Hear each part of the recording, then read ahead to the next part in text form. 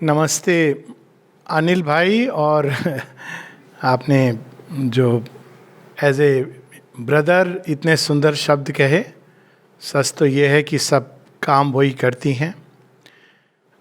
सीधा हम विषय पर आ जाएं जिसमें सारा जीवन ही योग और जहाँ तक मुझे ध्यान है पूर्ण स्वास्थ्य को केंद्र बनाकर इसकी चर्चा है। तो एक बड़ी सुंदर बात है जो वेदों में लिखी है, श्री अरविंद दिव्य जीवन में इसकी चर्चा करते हैं कि सत्य का 3 जगहों पे सत्य प्रस्तुत होता है जहाँ से हम उसको देख सकते, जान सकते, पूर्ण सत्य। बाकी सब आंशिक सत्य हैं या आंशिक सत्य होने के कारण बहुत जल्दी वो एक मिथ्यात्व में भी बदल जाते हैं, क्योंकि जब हम किसी एक एस्पेक्ट को बहुत जोड़ देते हैं तो वही चीज़ फिर मिथ्यात्व हो जाती है। किसी भी एक, चाहे वो कोई क्वालिटी हो, चाहे वो कोई बाहरी तथ्य हो या कोई सूचना हो, इवन सच्ची सूचना हो, जब हम एक एस्पेक्ट पर जोड़ देते हैं तो वो अपने आप मिथ्यात्व में बदल जाता है। इसकी बड़ी सुंदर कहानी कर्ण की है, जिसने ये प्रण लिया था, जनरस था टू ए डिफ़ॉल्ट, ग्रैटिट्यूड भी था उसके अंदर, लेकिन बाकी सारी चीज़ें जो एक इंटीग्रल सत्य है वो मिसिंग है। तो श्री अरविंद हमको ये मिसिंग लिंक बताते हैं। ये 2 जगहों पे जहाँ सत्य मिलता है अपनी पूर्णता में, वेदों में इसकी चर्चा है। एक है मैटर, जड़ तत्व के अंदर। जड़ तत्व के अंदर सब कुछ है, सारे हीरे मोती जवाहरात, चेतना के सारे स्तर। श्री अरविंद कहते हैं कंपेंडियम ऑफ द एब्सोल्यूट। यहाँ तक कि सुपर माइंड छिपा हुआ है। प्रमाण बड़ा सिंपल है कि जड़ तत्व तो अपने आप में जड़ है, जड़ कहा गया इसीलिए। उसके अंदर ना चिंता है, ना चिंतन है, ना प्रज्ञा है, अपेरेंटली अनकॉन्शियस। लेकिन आप देखिए काम कैसे करता है, कैसे तारे नक्षत्र चक्कर लगाते हैं, अपने स्थानों पे निश्चित हैं। अणु अणु के अंदर एक प्रज्ञा कार्य करती है जो उसको बुझाती है। बाहरी क्षेत्र में, बाहरी रिंग के अंदर 2 या 8 इलेक्ट्रॉन से ज़्यादा मत हो जाना, नहीं तो डिसऑर्डर हो जाएगा। सब कुछ एक ऐसे अद्भुत तार से बंधा हुआ है। किसने बांधा है ये तार? तो अगर हम देखें, श्री अरविंद इसको कहते हैं कॉस्मिक डिटर्मिनेशन। ये डिटर्मिनेशन कहाँ से आता है? एक बबूल का पेड़, हम लोग बचपन में कहावत सुनते थे, बोए पेड़ बबूल का तो आम कहाँ से होए। अब सच बात है कि जब आप बबूल का पेड़ बोते हैं तो बबूल ही क्यों होता है? ये लगेगा कि बड़ा ऑब्वियस आंसर है, जीन्स। अगर जीन्स के पीछे एक प्रज्ञा नहीं है तो आफ्टर ऑल जीन्स तो मैकेनिकल चीज़ें हैं, वो आपस में इंटरैक्ट कर रही हैं। Nobody knows how they interact, कौन सा स्विच ऑन होता है, कौन सा स्विच ऑफ होता है। लेकिन देखिए आप, ठीक सारे एरर्स, पॉसिबिलिटी, चांस, संभावनाओं को साथ में लेके वो बबुल की जो जीन्स हैं वो बबुल बनाती हैं, आम की जीन्स आम बनाती है। लेट्स यूज ए, हम लोगों को इस कहावत को थोड़ा बदल देना चाहिए, बोए पेड़ आम का तो बबुल कहाँ से होए। पॉजिटिव देना चाहिए, हम लोग आम का पेड़ बोएंगे बबुल का। वैसे बबुल भी अच्छा होता है, किसी के काम आते, संसार में कोई चीज़ वेस्ट नहीं होती है। खैर, बबुल और आम को हम लोग किनारे करें। तो जड़ तत्व के अंदर सब कुछ छिपा है, इंक्लूडिंग द सुपर माइंड। और दूसरी जगह जहाँ पूर्ण सत्य है वो है इन द डिवाइन हिमसेल्फ। एक बार श्री अरविंद ने कुछ पूछा था, आश्रम के संबंध में पूछा था, और मेरे लिए बड़ा आई ओपनर था कि माता जी के पास कौन कौन सी शक्तियाँ, क्या सारी चीज़ें, कैसे कैसे लोग रहते हैं। श्री अरविंद कहते हैं because she is the divine consciousness. सब कुछ है, mental forces, vital energies, physical, सब कुछ है। कौन सी चीज़ डिवाइन से कट ऑफ है? अगर डिवाइन से कट ऑफ हो जाए तो उसका अस्तित्व तो नहीं बचेगा। तो हायर ट्रुथ में, जिसको श्री अरविंद सुप्रामेंटल कहते हैं, वहाँ पे सुपरमेंटल क्या है? ये ट्रुथ कॉन्शियसनेस है। ये वो क्षेत्र है जहाँ भगवान का original omniscience, omnipotence, real idea, सृष्टि के बारे में उनका जो ओरिजिनल ब्लूप्रिंट है वो सब वहाँ पाया जाता है। वहाँ पे भी पूर्ण सत्य मिलता है, और सारा जीवन वास्तव में उस पूर्ण सत्य के स्पर्श से इस पूर्ण सत्य को बाहर करने की प्रोसेस। नॉर्मली ये प्रोसेस ऑटोमेटिक चलती है। अलग अलग चेतना के स्तर हैं, इन दोनों के बीच में बहुत बड़ा गैप है। जड़ तत्व और सुप्रामेंटल, उसको मैं जानबूझकर विज्ञान में क्षेत्र नहीं कह रहा हूँ, क्योंकि ये एक वो वर्ड इतना डिस्टॉर्ट हो गया है, किंतु अगर हम इसको श्री अरविंद की वाणी में तो हम ये कहते हैं कि अति मानसिक चेतना, पर अति मानसिक साउंड्स टू फैंटास्टिक, तो हम उसको दिव्य चेतना, वही चीज़ है, उसको एक उसका एक मोस्ट इम्पॉर्टेंट एस्पेक्ट है। तो जड़ तत्व के अंदर भी दिव्य छिपे, वहाँ अपनी संपूर्णता से बाकी सब जगह वो वेल करके प्रकट होते हैं। संसार में भी भगवान है, लेकिन भगवान छिपे हुए हैं। क्यों छिपे हैं, क्यों रिवील करते हैं? इस लुका छुपी के खेल में ही सारा रहस्य छिपा है, प्रकृति का, सृष्टि का रहस्य छिपा है। जो ओरिजिनल गेम है हाइड एंड सीक का, वही खेल अगर जिस दिन हम जान जाएंगे तो बहुत जीवन आनंद में हो जाएगा। तो धीरे धीरे करके वो उजागर करते हैं अपने आप को। जड़ तत्व के ऊपर बहुत सारी चादरों में लिपटे हुए हैं, एक एक चादर को वो उघाड़ते हैं और धीरे धीरे धीरे जड़ तत्व आगे बढ़ता जाता है, वाइटल जीवंत होता है। फिर मन के द्वारा उसके अंदर विचार, सोच, ये सब चीज़ें, थॉट, ये सब उसके अंदर जन्म लेते हैं और फिर वो आत्मवान होता है। तो ये सारा जो सृष्टि में इवोल्यूशन का खेल चल रहा है, ये क्यों चल रहा है, कैसे चल रहा है? क्योंकि सृष्टि के अंदर भगवान छिपे, इसीलिए इवोल्यूशन हो रहा है। उस सेंस में यदि हम देखें तो सारा जीवन योग है। क्या योग है? ओरिजिनल योग क्या है? For matter to unite with the supreme.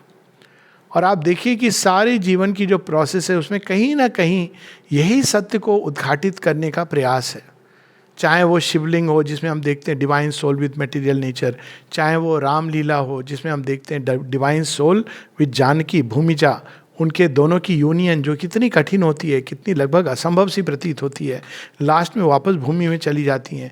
जितनी भी कहानियाँ जीवन की हैं उसके बीच में यही दो बिंदु हैं जिनको जोड़ने का प्रयास है, और दोनों ही मनुष्य को बांधते हैं। बड़ी सुंदर एक श्री अरविंद की एक छोटी सी पोयम है, ट्री, वृक्ष।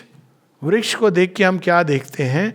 ए tree beside the sandy river beach, holding to the skies its topmost boughs, like fingers to the heaven they cannot reach. वो वृक्ष को देख के लगता है वो हाथ उठा के दुआ मांग रहा है, पकड़ना चाहता है, स्वर्ग तक पहुंचना चाहता है। Like fingers to the heaven they cannot reach, such is the soul of man, his body and brain hungry for earth, his heavenly flight detain. अब ये फ्लाइट डिटेन क्यों की जाती है? क्योंकि इसको छोड़कर वहाँ जाना ये काम नहीं है हमारा। इन दोनों को जोड़ना, दो छोर, इन दोनों को जोड़ना, इसी में सारा जीवन का सत्य निहित है। लेकिन इसको जोड़ने की जो प्रथम कड़ी है, मन प्रयास करता है। जो बात हो रही थी, अब अगर हम हेल्थ के बिंदु को पकड़ के चलें, हेल्थ नॉर्मली हम हेल्थ केवल शरीर जब रोगी होता है, लेकिन शरीर के रोग होने के पीछे अगर हम जाएं तो हम देखें कि हमारी हैबिट्स, लाइफस्टाइल, एक बड़े सिंपल ढंग से अगर हम इसको पकड़ें, हमारी जीवन शैली के पीछे हम जाएं तो हम देखें हमारी मनोवृत्तियाँ। तो ये तीनों बिंदुओं पे लेवल्स पर वो प्रॉब्लम चलती है। अब मनोवृत्तियों के पीछे क्या है ये कहना तो बड़ा आसान होता है। मनोवृत्तियाँ बदल दीजिए, पॉजिटिव थिंकिंग कीजिए। सबसे सुंदर डायलॉग जो जीवन का, सबसे इम्प्रैक्टिकल जो लोग नहीं कर पाते हैं, अक्सर बोलते हैं, मेरे पास आते हैं, कहते हैं सर किसी ने मुझसे कहा पॉजिटिव थिंकिंग मैं भी जानता हूँ, लेकिन पॉजिटिव थिंकिंग करूँ कैसे? मैंने कहा हाँ, ये प्रश्नों का प्रश्न है। कैसे हो? क्योंकि मन अभी उस क्षेत्र में श्वास ले रहा है। माता जी एक जगह कहती हैं कि my child you breathe poison in the world.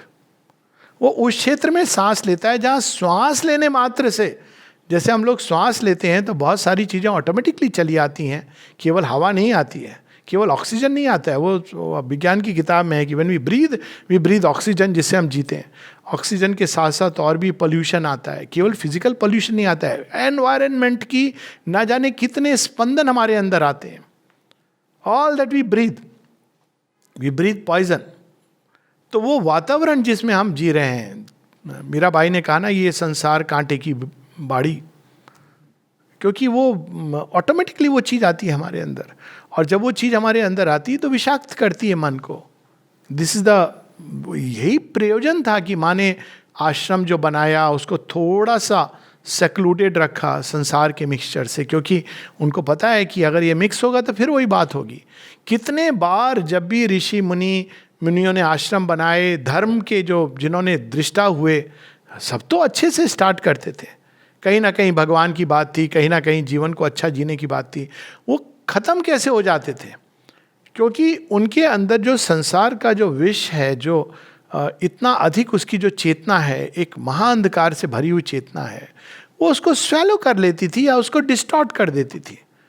अच्छी बात आती थी, लेकिन वही सब लोग एक हैं। अभी बड़ी सुंदर बात सुन रहा था मैं, सब एक हैं। अब लेकिन जब वो मनुष्य की चेतना में आती थी तो क्या बन जाती थी? सब एक हैं जो मेरे धर्म का पालन करते हैं, बाकियों को जीने का कोई अधिकार नहीं है। सब एक हैं जो मेरे जैसी ड्रेस पहनते हैं, सब एक हैं जो मेरी जैसी भाषा बोलते हैं, सब एक हैं जिनका कस्टम और कल्चर मेरे जैसा है, सब एक हैं जो मेरे एक ऊर्जा क्षेत्र में, एक सीमित जोग्राफिकल क्षेत्र में रहते हैं। अब ये एक बहुत बड़ी समस्या है। अब उस एकता में अगर विविधता को जोड़ दें, जो ओरिजिनल प्लान है यूनिटी इन डाइवर्सिटी, तो समस्या मैनी फोल्ड कॉम्प्लेक्स हो जाती है। तो पहले हमको उस सूत्र को पकड़ना है, उस चाबी को, जिसके द्वारा हम इन दोनों को जोड़ने का सही प्रयास कर सकते हैं। मन कैसे जोड़ेगा? मन तो स्वयं ही, इट्स लाइक एक वाक्य हम लोग पढ़ते थे, फिजिशियन हील दाई सेल्फ। उसके बहुत सारे मैंने वो, टीचर टीच दाई सेल्फ। पहले हम खुद को तो सीखें कि कैसे निरोग रखना है। अच्छी अच्छी बातें कर लेते हैं हम लोग। सो मन के पास वो चाबी नहीं है, और यदि थी भी तो खो गई है। पहली चीज हमको ये समझना है, माता जी कहती है द माइंड कैन नॉट जज स्पिरिचुअल थिंग्स। हम नहीं जान सकते जीवन को जब तक हम मन की केंद्र में, मन के सीमाओं में रहते हैं। We cannot know. हम एडजस्ट कर सकते हैं, एकोमोडेट कर सकते हैं, कोई बुराई नहीं है जीवन को सुंदर बनाने का, जैसे भी प्रयास हो अच्छी बात है। लेकिन हमको पता होना चाहिए कि जब तक हम मन के सीमा में रहते हैं, जब तक हम एक बाहरी पर्सनालिटी से पहचान हमारी जुड़ी हुई है, I am mister so and so, तब तक ये चीज संभव ही नहीं है कि हम एक परफेक्ट सॉल्यूशन जीवन का पा सकें। पहली चीज, चाहे वो आप आयुर्वेदा, होम्योपैथी, एलोपैथी, मैं मेडिकल साइंस के कंटेक्स्ट में कह रहा हूँ, this pathy, that pathy, sympathy, empathy, you can not find the solution. Shri Aurobindo यही तो हम लोगों को बता रहे हैं कि इस ज्ञान के क्षेत्र में नहीं है। हम ढूंढते रहेंगे सब जगह, लेकिन हमको वो चीज़ नहीं मिलेगी। तो कहते पहले हमको वह कुंजी टच करनी है जो इन दोनों को जोड़ सकती है, एंड दैट कुंजी is the psychic being, the soul in man. ये शब्द नहीं है, ये बहुत सुंदर लगता है आत्मा। कई लोग तो आत्मा से घोष्ट समझते हैं, कुछ ऐसे भी लोग दुरात्मा। आत्मा तो दिव्य का अंश है, यही वो चीज़ है जिसके अंदर दिव्य का एक अंश है, और दिव्य का अंश होने के कारण इसके अंदर वो सारी संभावनाएं छिपी हैं जो डिवाइन कॉन्शियसनेस के अंदर है। और दिव्य का अंश जो टाइम और स्पेस के दायरे में उतरा हुआ है, बांधा है उसने स्वयं को, तो उसके अंदर वो सारा ज्ञान ऑटोमेटिकली है, फाइल्ड है जिप फाइल में। वो सारा जड़ तत्व और इसका उसका सबके साथ कैसा संबंध जोड़ना इन द ट्रू वे, वो सोल के पास है। तो सबसे पहली चीज है उसको हमको पकड़ना, तभी हम पूर्णता की दिशा में और जीवन को कॉन्शियस योग, यानी सारा जीवन योग है, इसके दो लेवल है। एक अनकॉन्शियस इवोल्यूशन, एक विकास हो रहा है, जड़ तत्व का विकास हो रहा है, भगवान से जोड़ने का काम। मनुष्य पिक्चर में आए या ना आए ये होता रहेगा, it does not depend on man. लेकिन मनुष्य क्या कर सकता है, उसको एक्सेलरेट कर सकता है, और उसी में हम देखते हैं कि वो एक बड़ी सुंदर कड़ी बन सकता है, क्योंकि मनुष्य के अंदर चैत्य सत्ता विकसित होती हुई, या हम यूँ कहें कि मनुष्य जीवाणु से निकला हुआ विकसित होता होता एक ऐसी दहलीज पर पहुंच गया है जहां वो उस लिंक को ढूंढ सकता है जो स्वर्ग और पृथ्वी को जोड़ सके। यही वैदिक ऋषियों की पूरी खोज थी, यही उनकी रिसर्च थी, सच थी, to make heaven and earth equal to as one, equal and one. इसी चीज को धरती पर राम राज्य या हेवन अपॉन अर्थ की परिकल्पनाओं और धारणाओं में निकला है। लेकिन कड़ी इसकी यहाँ मिलती है, हृदय की गुफा में छिपे चैत्य सत्ता के अंदर है। माता जी एक जगह बताती हैं कि साइकिक क्या है, उन्होंने बहुत कुछ बताया है माँ श्री अरविंद ने इसके ऊपर। सबसे इंपॉर्टेंट चीज़ है कि one should find it and live by it. लेकिन एक बड़ी सुंदर उन्होंने बात कही है कि this body is the lamp and the divine is the generator. तो लिंक क्या है, the wire that connects it is the psychic. और देखिए कितनी इंटरेस्टिंग बात है, when the soul withdraws the body begins to show signs of death and eventually it dies. क्योंकि वो जो अंदर में देही था उसने कहा है okay I am going to change over, मैं एक दूसरा घर लेने चला हूँ। तो ये जो सारा ये कनेक्टिंग लिंक है, इसी के द्वारा हम दिव्य की प्योर ऊर्जा, अनडिमिनिश्ड, अनडाइल्यूटेड, अनडिस्टॉर्टेड, सीधा का सीधा शरीर के साथ संपर्क में ला सकते हैं। इसी के द्वार से हम मन को इस प्रकार का बना सकते हैं कि इसके अंदर पॉजिटिव थॉट स्वतः ही आए, क्योंकि इसके पास वो एटमॉस्फेयर ये क्रिएट कर देता है। जब चैत्य सत्ता में व्यक्ति जीता है, इसकी बड़ी जगह सावित्री में एक जगह, जब सावित्री बैठ के कंटेम्पलेट करती हैं, सत्यवान की मृत्यु होने वाली है, उनको पता है अब क्या करना है, तो उनको पूरा एक वाणी सुनाई देती कि you have to do this yoga for man, और पूरा एक प्रोग्राम आता है, ए वॉइस रिप्लाइड, और वो पूरा उनको प्रोग्राम मिलता है कि ये तुमको करना है। फिर सावित्री पूरे अर्थ के पास्ट में जाती हैं और अंत में वो कंक्लूड करती हैं कि धरती और स्वर्ग को एक यदि बनाना है तो कैसे बनेगी? Heaven, either earth must uplift itself to heaven और heaven descend into earth, but for this high spiritual change to be, the heavenly psyche must put off her veil and step into common nature's crowded rooms and take the charge of breath and life and speech and act. पहले हमको जो chief minister है हमारी चेतना का, अगर हम ऐसे देखें कि प्राइम मिनिस्टर तो भगवान है और चीफ मिनिस्टर सोल, लेकिन क्या है, उसने डेपुटी दिए हुए हैं। डेपुटी वो सारे मंत्री हैं। अब ये कई बार हम लोग कहते हैं ना कि सिस्टम, कई बार सिस्टम्स की प्रॉब्लम, सिस्टम कैसे सही होता है? जब ऊपर वाला आदमी ठीक होता है। आप नीचे में कितना भी ठीक करेंगे नहीं होगा जब ऊपर वाला खुद करप्ट है। आप कितने भी चेक्स एंड बैलेंसेस लगा लीजिए, तो अगर हमारा जो रूलिंग गवर्निंग प्रिंसिपल है, जो गवर्निंग मास्टर है, वो सही है, तो वो अपने आप बाकी चीज़ों को ट्वीक करना और ठीक करना प्रारंभ कर देता है। तो वो गवर्निंग प्रिंसिपल अभी तक माइंड है। माइंड क्या है? माइंड एक ऐसे एडवोकेट की तरह है जिसको जो पैसे खिला देता है वो उस दिशा में, सॉरी टू से, वो उस दिशा में कहाँ बात करने लगता है। Mind can justify anything. अब माइंड को प्राण तत्व ने कहा तो ऐसे जस्टिफाई कर दे, आई विल एंजॉय लाइफ, तुम्हें भी थोड़ा एंजॉयमेंट मिल जाएगा। तो माइंड कहता है बिल्कुल, सारी समस्या की जड़ यही है। Mind is like an eternal advocate, वो बैलेंस इधर करता उधर। फिर वो कभी कभी एक अच्छा advocate must show that he is impartial and good. जज को भी ऐसे, चाहे उसका बायस हो, लेकिन उसको ऐसे दिखाना पड़ता है कि वो इम्पार्शियल है। तो माइंड क्या करता है? ऐसा खेल खेलता है। थोड़ी देर के लिए वो ऐसा महसूस कराएगा जैसे वो एक ऐसा अकाउंटेंट है जो इस चीज़ को कंसिडर कर रहा है।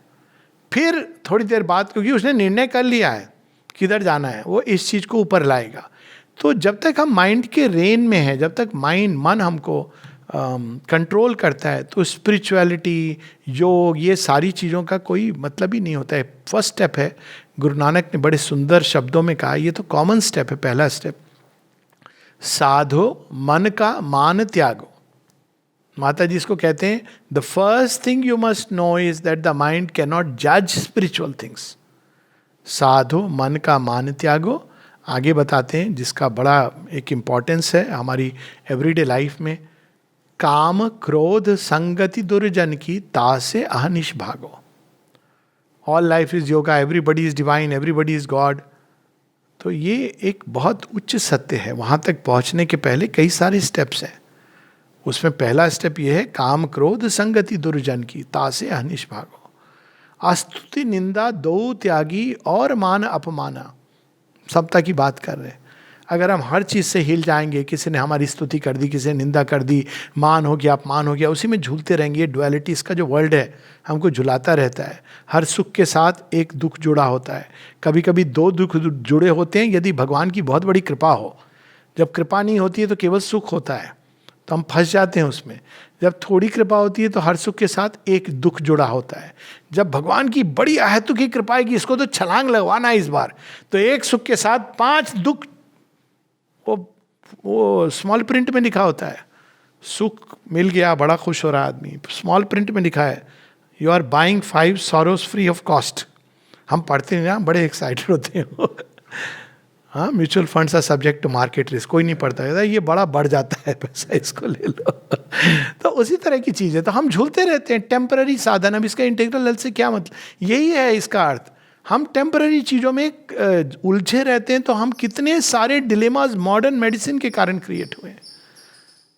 व्यक्ति उम्र हो गई है, अच्छे से डिपार्ट कर सकता है, डॉक्टरों ने अस्पताल में कहा है बच जाएगा, चाहे वो कोई एक बचता हो तो बच जाएगा, तो हम हॉस्पिटल ले जाते हैं. अब देखिए हॉस्पिटल का क्या एटमॉस्फेयर होता है. अच्छा भला आदमी जाए तो ऐसे ही लगता है कि मैं तो बीमार हो गया. सबका डॉक्टरों का चेहरा ये, अब कोई बताने वाला भी नहीं होता है कि जब ये बात केवल शरीर की नहीं है, ये तुम्हारे टोटल बीइंग की जर्नी ऑफ लाइफ है. Death is a process of life. ये सारी चीज़ें कोई नहीं बताता है. रोग is a opportunity to discover something greater. इसको कई बार ऐसे jokingly, when you indulge in भोगा देन देर इज रोगा, व्हेन देर इज रोगा you can turn it to yoga.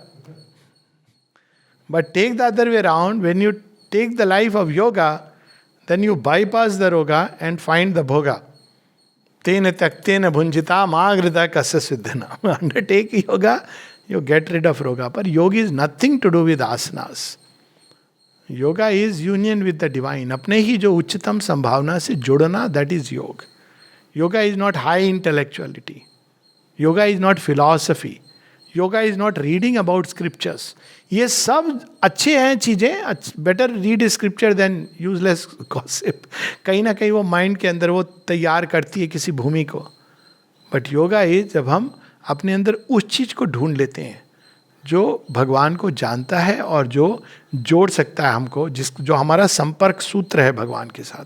वो संपर्क सूत्र चैत्र है. पहली चीज़ हमको ये क्लियर हो जाए तो ये अगर बाहर निकलता है तो आधी बीमारियां, एक रोग मन के, प्राण के, शरीर के स्वतः ही दूर हो जाते हैं. माता जी ने इसके बारे में बड़ा सुंदर एक वाक्य बोला. एक जब आश्रम में स्कूल खुला तो बहुत सारे लोग आने लगे. क्यों आते थे? हम पढ़ाएंगे. क्यों आते थे? हम बच्चे के अभिभावक हैं. अब आप अभिभावक हैं, बच्चे को ले लिया, बट इट डजंट मीन कि यू आर प्रैक्टिसिंग योगा और यू हैव अंडरस्टूड. अब कई लोग ऐसे आते थे, तो जो योग के लिए आते थे वो तो एक अलग कैटेगरी होती थी, जो स्कूल के लिए आते थे वो एक अलग कैटेगरी होती थी. तो माता जी ने एक पत्र लिखा, पत्र नहीं, एक पैम्फलेट के रूप में वो दिया जाता था, an advice to newcomers. तो उसे माता जी कहती हैं जब शुरू में लोग आते हैं, ये जो चाहे वॉल्यूम 12 में है, पेज 47 पर, तो माता जी बताती हैं कि जब शुरू में लोग आते हैं तो चैत्य सामने होता है, अरे भगवान से मिलने जा रहे हैं. अब ये तो तब, अभी भी आश्रम जा रहे हैं, समाधि प्रणाम किया, बहुत अच्छा लगा. सेंटर जा रहे हैं, वहाँ शेरविंद के रेलिक्स हैं, दिव्य देहांश हैं, बड़ा आनंद आता है. फिर धीरे धीरे सेंटर जाते जाते क्या होता है, शुरू में तो चैत्य बाहर होता है. माँ कहती है in the beginning psychic is in front. So उसका प्रभाव क्या होता है साइकिक का, वहाँ बता रही है. It brings broadness and suppleness in the mind.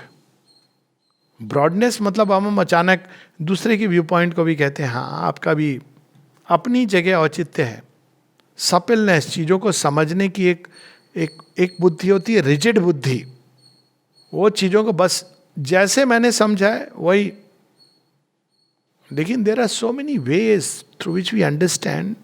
तो ये सपिलनेस आती है. सपिलनेस का ये भी अर्थ है कि किसी भी ओपिनियन से फिक्स नहीं हो जाना, किसी भी इवन एक्सपीरियंस से रिजिडली उसको. हम सपिलनेस के अभाव में लोगों ने भगवान की वाणी को डॉगमा बना दिया है. Do this, don't do this. बेचारे भगवान कहते होंगे मैंने कब कहा ऐसा, तो लेकिन अब बना दिया है लोगों ने एक strict rigid. It is all right to follow rules, have some dos and don'ts, हर एक व्यक्ति के लिए, एक कलेक्टिव लाइफ के लिए. लेकिन उसको हम, जैसे कई लोग अगर आप नॉन वेजिटेरियन हो गए तो कहते हैं ये तो भटक गया. अब वेजिटेरियन है तो कहते हैं ये तो आधा योगी वैसे ही है. ऐसा मेरे को कहा एक आश्रम में किसी ने, आप तो वेजिटेरियन है, शराब नहीं पीते हो, सिगरेट नहीं पीते हो, तो आधे तो आप रास्ते पर हो. तो मैंने कहा देखो वेजिटेरियन तो मैं शुरू से हूँ, लेकिन सिगरेट शराब मैंने चखी हुई है. तो आप ही बताओ मेरा रैंकिंग रेटिंग क्या होगा. These things have little to do with the real spiritual life. They have their place again. इसका अर्थ ये नहीं कि जो हम चाहें करें. तो माँ कहती है जब साइकिक सामने आता है, ब्रॉडनेस एंड सपलनेस. दूसरा क्या होता है, वाइटल के अंदर जेनरोसिटी एंड गुडविल अपने आप आती है कि आपके अंदर एक उदार भाव होता है. कंडेम नहीं करते किसी को, जजमेंटल नहीं होते। ये गया, जब कोई ऐसा कहे ये तो गया, मतलब जो कह रहा है वो गया। लोग कई बार बोलते हैं ना, वो देखो वो गिर गया, तो मैं तो पूछता हूं आप गिरे होगे कई बार, इसलिए पता है कि कैसे गिरा, कहाँ गिरा, क्यों गिरा। और जो ऊपर की ओर उठा रहता है वो क्या कहता है, कोई बात नहीं, आ जा। गिर के उठना, तो माता जी ने कहा है ना, always look upwards towards beauty, towards truth, towards light. यदि वो देखने लगेंगे तो, और वो तो सब कुछ उनके अंदर है, तो वाइटल के अंदर वो जेनरोसिटी और गुडविल, सबके लिए सद्भावना। कोई भी है कि किसी से युद्ध भी अगर आपको लड़ना है, होते हैं ऐसे अवसर, युद्ध भी आवश्यक है, गीता का पूरा ज्ञान इस पर आधारित है। You may have to fight a battle, लेकिन वो पर्सनल बैटल नहीं होनी चाहिए, मेरा लाभ नुकसान देख के नहीं। वो होनी चाहिए धर्म के आधार पर। धर्म का आधार का मतलब वो नहीं कि भाई मैं अपने धर्म के लिए जान दे दूंगा, जान ले लूंगा। धर्म मतलब कि जो चीज़ सत्य है, जो चीज़ हमको आगे प्रकाशोन्मुख कर रही है, तो वो चीज़ें जो मार्ग में अंधकार में रूप में आ रही है उनको हटाना है। लेकिन वहाँ भी सहृदयता कि भाई देखो आज हमें ये काम दिया गया है, ये तुमसे घृणा की बात नहीं, मेरी तुम्हारी। ये इसका टिपिकल एग्जाम्पल होता है soldiers on the battle field. आप किसी भी सोल्जर से पूछिए कि उससे तुम घृणा करते हो, उसको उसके अंदर नहीं, वो भी जानता है, वो भी बेचारा, उसका भी परिवार है, उसके भी घर में लोग हैं, लेकिन वो अपने राष्ट्र की रक्षा करेगा, ये उसका कर्तव्य है। कोई उधर आंख उठाएगा तो आंच नहीं आने देगा। This is he is meant to do it. ये कर्मियों का अंतिम पाठ नहीं है, पहला भी शायद नहीं है, लेकिन एटलीस्ट वी कैन अंडरस्टैंड कि how we can act even engage in a घोर कर्म विदाउट एनी पर्सनल हेट्रेड, क्योंकि ये हमारा कर्तव्यम कर्म है। It is a way to understand. कर्तव्यम कर्म का ओरिजिनल सेंस होता है ये नहीं कि जो आपने जॉब किया है, कर्तव्यम कर्मी जिसके लिए डिवाइन ने हमको अपॉइंट किया है। So but that is a different discussion all together. तो प्राण के अंदर सहृदयता भी लाता है। देखिए श्री कृष्ण को कि अर्जुन को कह रहे हैं कि पता है मानना पड़ेगा कर्ण को, और वो बोल रहे हैं कि ये आप सर आप तो मेरी तरफ हो ना। हाँ तेरी तरफ हो। कर्ण को क्यों आप अप्रिशिएट कर रहे हो? देख तेरे रथ पे मैं त्रिलोकी का भार लेके बैठा हूँ, साथ में हनुमान जी बैठे हैं, फिर भी ये बाण चला के इतने गज पीछे कर देता है, 3-4 गज। तू 300 गज पीछे ढकेल देता है, लेकिन उसके साथ तो कोई नहीं है। सूर्यदेव का कवच कुंडल तो निकल गया है। तो जरा मेजर, कोई बात नहीं है, जहाँ अच्छी चीज़ें अप्रिशिएट करनी चाहिए। ये नहीं कि आप तू अप्रिशिएट नहीं करेगा, सो ये अप्रिशिएट हर किसी का। आप देखिए दुर्योधन का, जब वो कहते हैं कि दुर्योधन को किस काम में लगाऊं, राजसू यज्ञ में युधिष्ठिर कहते हैं इसको दान पात्र पे बिठा दो, तुमसे बड़ी घृणा करता है, जी भर के लुटाएगा, तुम यही चाहते हो ना, जी भर के देख। कहते हैं हाँ, ये बिना कैलकुलेशन के राजकोष लुटा देगा तुम्हारा, लोग भी खुश रहेंगे, इसको भी खुश रहेगा, क्योंकि वो जानते हैं कि इसके अंदर ये कैपेसिटी है। तो इस प्रकार से कभी भी कोई सहृदयता, इट ब्रिंग्स दैट गुडविल। और फिजिकल में क्या होता है, माता जी कहती हेल्थ एंड हार्मनी, अपने आप स्वास्थ्य। क्यों स्वास्थ्य आता है? जब ये सारे लेवल जहाँ से रोग की सारी ग्रीड, लस्ट, एंगर, फियर, ये सारे जो पशु राक्षसी तत्व हैं ये भाग जाते हैं। एक सावित्री में लाइन है जब सोल बाहर आती है, all moods unlovely, unholy and true hide their shame in the subconscious dusk. जब अग्नि हम जलाते हैं तो जैसे पशु सारे चले जाते हैं, वो देख के अग्नि उनको लगता है कि ये एक ऐसी चीज़ जो हमारे पास नहीं है। तो वैसे ही जिसके अंदर चैत्य सत्ता ना केवल ज्वलंत है, सम्मुख है, ये वो अग्नि है जिसको हमको सामने रख के चलना है। कोई व्यक्ति टॉर्च लाइट को पीछे रखे और अंधेरे में रास्ता भटके तो उसको हम क्या कहेंगे? हम कहेंगे भैया टॉर्च तुम्हारे अंदर, इसको सामने तो ले आओ। जैसे एक व्यक्ति घर घर जाके, रामकृष्ण परमहंस की स्टोरी है, लालटेन लेके नॉक करता था, कहता था थोड़ी आग है, क्या करेगा?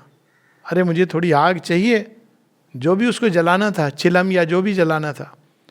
तो एक ने कहा तो लालटेन लेके घूम रहा है, तो सबकी नींद डिस्टर्ब करके आग खोज रहा है।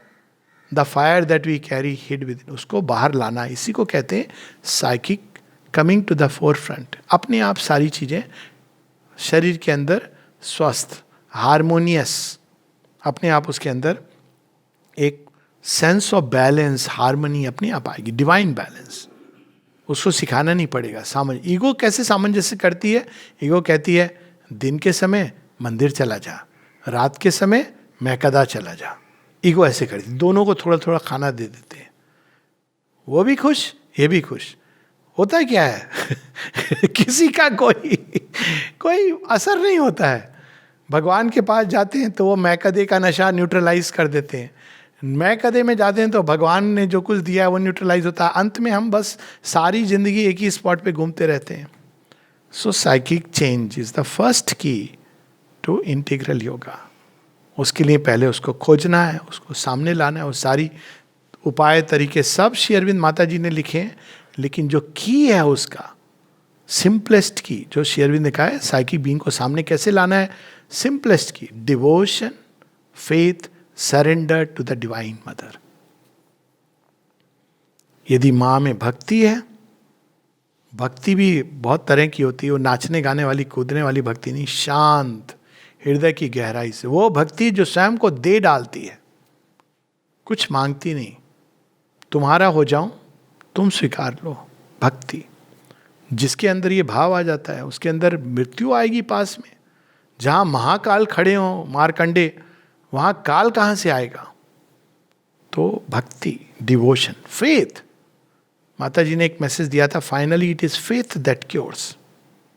आपने दवाई ली, अक्सर होते हैं, सब डॉक्टरों का ये अनुभव होगा, मेरा भी है, दवाई पर्ची पकड़ाई नहीं, मरीज पूछता है साइड इफेक्ट होगा कि नहीं होगा।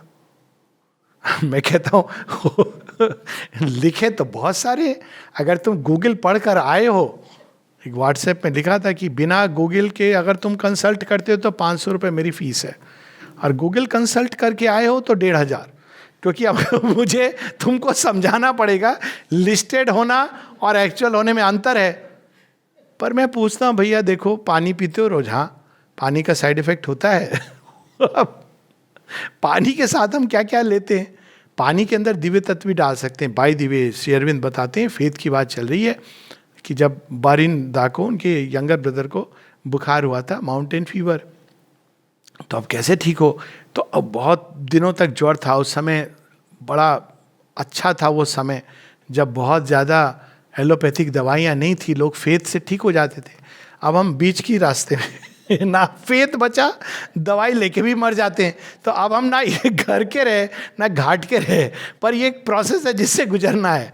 तो एक नागा सन्यासी आया, उसने कहा थोड़ा जल दे दो। जल दिया, जल को चार्ज किया उसने, ऐसे चक्कू लिया, चक्कू से काटा, कुछ मंत्र दिया, बारिन लेके ठीक हो गए। आप बताइए किसी डॉक्टर को। अब वैसे तो मैं भी एलोपैथिक डॉक्टर हूँ, एमडी हूँ, मैं मानता हूँ मैंने देखी है चीज़ें होती, पर एक एवरेज डॉक्टर को बताई हो तो बड़ा गुस्सा हो जाएगा। आप पानी लेके उसको बोलो भैया पानी तो तुम भी देते हो रंग अलग अलग होते हैं, नीला होता है, हरा होता है अब ऐसी क्या, पानी में आप ये देखिए विज्ञान है, चेतना के द्वारा जैसी आपकी चेतना होगी सारे संसार को आप उसी चेतना से कलर करते जाते हो। एक बुरी चेतना से, निम्न चेतना से जब हम किसी चीज को स्पर्श करते हैं तो निम्न चेतना की छाप उस पर चली जाती है। इसलिए भारतवर्ष में ये शेखंड का सिस्टम नहीं था। अभी थोड़ा सा शेखंड वाले लोग समझदार हो गए, अभी कहते हैं हाय, लगता है जैसे कह रहे हैं बाय बाय। हम लोग नमस्ते, ऐसे नहीं शेखंड, गले लगाएंगे, लेकिन जब हम श्योर हर किसी को गले लगाना, this not our way, because हम जानते हैं कि शरीर के अंदर छाप होती है, स्पंदन होते हैं, और वो स्पंदन हमको इफेक्ट करते हैं। तो इसलिए हर चीज के पीछे एक बड़ा सुंदर एक विज्ञान था। तो वो स्पंदन के द्वारा हम किसी भी चीज को चार्ज कर सकते हैं। हीलर वो है जिसके अंदर हीलिंग फोर्सेस के स्पंदन है। जो खुद डाउट से भरा हुआ है, उसकी तो हालत इस तरह की है कि कोई गया राजा से मांगने के लिए कुछ, देखा राजा भी प्रे कर रहा है, हे प्रभु मुझे ये देना वो देना। उसने कहा मैं जा रहा हूँ। राजा ने कहा तू क्यों जा रहा है? अरे मैं भी उससे मांग लूंगा जिससे तू मांग रहा है, तेरे पास तो है ही नहीं तो पहली चीज, एक हीलर को, हीलिंग जो प्रोसेस है वो एक मैट्रिक्स में होती है, जिसमें पेशेंट, हीलर, डॉक्टर और जो भी वो मीडियम यूज कर रहा है, ये तीनों काम कर रही हैं। केवल डॉक्टर की जिम्मेदारी नहीं होती, केवल मरीज की नहीं, केवल दवाई की नहीं, एक मैट्रिक्स है। मैट्रिक्स से मतलब एक ग्राउंड है, एक भूमि है जिस पर ये तीनों चीजें मिली हैं। अब अगर तीनों का सुंदर मिलन हो तो बेस्ट हीलिंग है। डॉक्टर ऐसा हो, डिवाइन हीलर हो, अपने अंदर दिव्य वाइब्रेशंस, जो ये जान के चले कि ये रोग शोक ये एक पासिंग स्टेजेस है और डिवाइन वाइब्रेशन से सब कुछ संभव है। लेकिन वो वैसा वाला विश्वास नहीं, मैं ठीक कर दूंगा, ये मैं वाला हिसाब नहीं है, क्योंकि डिवाइन वाइब्रेशन से हीलिंग संभव है, ये सत्य है। लेकिन अब the human being has to go through many things. Matter की समस्या है वो थोड़ा 2 मिनट बाद। तो डॉक्टर अगर ऐसा हो जिसके अंदर ये डिवाइन वाइब्रेशंस हो, मरीज ऐसा हो जिसके अंदर श्रद्धा हो। माता जी कहती हैं going to different doctors is like going to different gurus. Doctor shopping वैसे ही गुरु शॉपिंग होती है। अच्छा ये वाला गुरु ये कर दिया, फिर वहाँ देखते हो तो पैसा बहुत लग रहा है, तो फिर वापस आ जाते हैं। अच्छा समाधि के पास लेकिन जाने के लिए कोई पैसे नहीं लेता, कोई आपको कोई लेक्चर नहीं देता, तो बड़े खुश होते हैं लास्ट में कि this is the best, not realising कि जो यहाँ मिलता है इतनी सहजता से। सो वैसी डॉक्टर शॉपिंग। माँ कहती हैं go to the doctor in home you have faith and take the medicine that he gives with faith. कितने लोग हम लोग सर्वाइव किए ना, गांव में रह के पानी पी के, हरा पीला नीला पता नहीं वो मिक्सचर लेके, पिंक मिक्सचर लेके, 2 दवाइयाँ होती थी पिंक और green. We all have survived. Open well का पानी, ये नहीं कि हम वो करें, लेकिन we have lost that natural immunity, क्योंकि हमारी श्रद्धा अब विभाजित हो गई। हम लोगों की अवस्था ये है भारत में कि वैसे हैं भगवान भगवान भगवान, लेकिन डॉक्टर साहब आप ही भगवान हो, वकील जी आप ही भगवान हो, पुलिस जी आप ही भगवान हो, और इन तीनों से बड़ा एक पहलवान है पॉलिटिशियन, आप ही हमारे भगवान है। तो भगवान के तो बुला किसको रहा है यार, पकड़ एक को, ठीक है एक को पकड़ ले, राह पकड़ एक, चला चल पा जाएगा मधुशाला, लेकिन बच्चन एक रात पकड़ तुम, चला चल उस तरफ। तो ये एक मैट्रिक्स है जिसके अंदर, और अगर द्रव्य के अंदर द्रव्य गुण हो, ये भी आवश्यक है। मेडिसिन के अंदर एक हीलिंग प्रॉपर्टी होती है, वो किसने डाली है? नेचर। नेचर ने कैसे डाली है उसके पीछे प्रज्ञा है, वही जो सुपरामेंटल डिटर्मिनेट, कॉस्मिक डिटर्मिनेट, इसने हर चीज के अंदर कोई कोई गुण डाला हुआ है। पहाड़ के अंदर देख के एक गुण है भगवान का, they are thoughts of God. नदी के अंदर एक गुण है, हर नदी के अंदर अलग अलग गुण है। गंगा लीजिए तो गंगा का इतिहास है कि भाई विष्णु भगवान का उद्गार है, ब्रह्मा जी का कमंडल है, शिव जी की जटा है, सुरसरी नाम उसको स्पर्श है उसका, न जाने उस समय कितने आश्रम हुआ। तो गंगा जी के अंदर एक पवित्रता का भाव है, उनकी प्रॉपर्टी है। वहीं यमुना चले जाइए तो यमुना देख के तो लगता है कि आदमी चंचल चपल, वहाँ कृष्ण जी आते हैं संभालने के लिए। तो every river has its own Narmada story, it has its own quality. उसी प्रकार से जितने भी पेड़ पौधे, बृहदारण्य उपनिषद इसी का है, कितने भी पेड़ पौधे हैं जितने भी, उनके अंदर कोई ना कोई प्रॉपर्टी होती है। तो ये that was the way of Ayurveda, we have lost it. अब वो आयुर्वेदा भी आयुर्वेदा नहीं रहा। आयुर्वेद की दुकान पे जाइए, वहाँ कहते हैं आपको क्या प्रॉब्लम है? कोरोना, हम कोरोना की दवाई देंगे। ये तो आयुर्वेद है ही नहीं। आप उसको बोलिए कि हमें समस्या ये है कि हमें अपच की बहुत अच्छी अच्छी दवाई हैं, पर आप बोलिए कि हम उसको फिट्स की दवाई, Ayurveda never worked like that. Ayurveda तो हमारे अंदर की नेचुरल हीलिंग कैपेसिटी को बढ़ाता था, क्योंकि healing is always from within. Body heals when it is decided to be healed. Even doctors, allopath doctors agree. तो अगर ये तीनों चीजें सुंदर हैं तो बस परिणाम बड़ा अच्छा होगा। और अगर इनमें से 2 out of 3 chances are very high probability, 1 then chances are poor but may pull through, if none then वही none of the above all of the above, वो वाली समस्या होती है। अब लेकिन इसके बाद भी परमानेंट सॉल्यूशन नहीं है। परमानेंट सॉल्यूशन क्यों नहीं है? एक और अचित अंधकार खड़ा है, दूसरी ओर सर्वज्ञ सर्व चैतन्य खड़ा है। जब तक ये दोनों नहीं मिलते हैं, जब तक जड़ और चेतन का, परम चेतन का योग नहीं होता। अब this is my way of understanding that line from the Kathopanishad. I know Sanskrit को शुद्ध उसका करके देखें तो उसका एक अलग सेंस भी निकलता है। नित्यो नित्यानाम चेतनश्च चेतना नाम एको बहु नाम यो विदिताति कामान। To join these two. एक शेरविंद की लाइन है, एक poem in the moonlight, उसमें कहते हैं हम क्यों हैं यहां पर? To build immortally with transient things. Transient thing क्या है? कलम, दवात, निब, कागज, ट्रांजिएंट थिंग्स. जिस चीज का भी बना लिए, उस पे किसी ने लिख दी Mahabharata immortally. Savitri, eternal things. ये मनुष्य का कार्य है. तो ये कार्य उसी तरह से असदो मा सदगम्या. एक अर्थ है इसका, अंधकार से चलो, चल खुश रहो घर आपने, अब रहना भाई विदेश. रहना तो थी, इसमें नई बात क्या थी? आपके पर्सनल लाइफ में थोड़ा गुरु का प्रकाश था, बहुत अच्छी बात है, पर ये तो थी, रहना थी. आप तो चले गए, आपने ये नहीं सोचा कि यहाँ का क्या होना है. और भी लोग हैं जो रहना में रह रहे हैं, उनका क्या होगा? चल खुश रहो घर आपने. वो ऑफ कोर्स उनके गुरुदेव थे, बहुत प्यार करते थे. बड़ी सुंदर बात है, हजरत निज़ामुद्दीन जब उनकी मृत्यु होती, ही वॉज वेरी हैंडसम. तो उनके वो सिर पे बाल केश हैं ऐसे, तो खुसरो देख के, उनको तो अमीर खुसरो लिखते थे, कपलेट्स अचानक आते थे, तो देखते हैं तो बड़े दुख से पीड़ित हुए. तो कहते हैं, गौरी सोई सेज पे मुख बिखराए केश. बिलवेड मेरा सो रहा है, मुख बिखराए केश. ये मीनिंगफुल भी है. गोरी सोई सेज पे, फ्लोर ऑफ अर्थ, और उसके ऊपर है, उसके अंदर द डिवाइन एलिमेंट है, लेकिन मुख पे केश, डार्कनेस. अब जब उसने डार्कनेस अपने चेहरे पर मोड़ लिया, तो चल खुश रहो घर आपने, अब रहना भाई विदेश. ये तो विदेश था ही, यहाँ रात होगी, अपने घर चलो.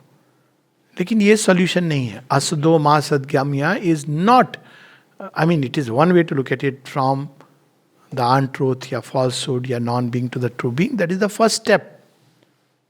From darkness to light is the first step. From death to immortality is the first step. इसी का एक दूसरा सेंस इसी में से आता है. पहला स्टेप हो गया. उसके बाद जब आप प्रकाश को जान जाते हैं, तो फिर उतरते हैं उस अंधकार की गुफा में. श्री अरविंद की एक कविता है, pilgrim of the night. So कहते हैं कि I made an assignation with the night, in the abyss was fixed our rendezvous, carrying in my breast God's deathless light, I came her dark and dangerous heart to woo. तो तब क्या होता है? इसका नया अर्थ निकलता है, असदो मा सदगम्या, the truth that is hiding in the cap of falsehood. ये वेदों में कहानी है, the luminous kine of the sun. Greek mythology में श्री अरविंद इसकी भी बात करते हैं, वैदिक उसमें, the story of the luminous kine of the sun. जो हर्ड्स ऑफ डॉन, जो पानियों ने छिपा ली है केव्स के अंदर, और शर्मा जाती हैं, और वहाँ पे वो कहती हैं, इसको तुम दे दो, मुझे पता चल गया, और इंद्र आएंगे प्रहार करेंगे. तो ओरिजिनल मेंटालिटी, अरे तुम भी हमसे मिल जाओ, हम तुम्हारा बहुत ध्यान रखेंगे, इंद्र से कहीं ज़्यादा. ये अभी भी यही काम चलता है.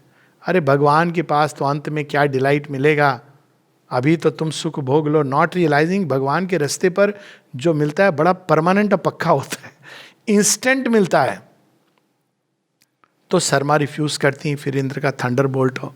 सो ये वही स्टोरी है, असदो मा सदगम्या.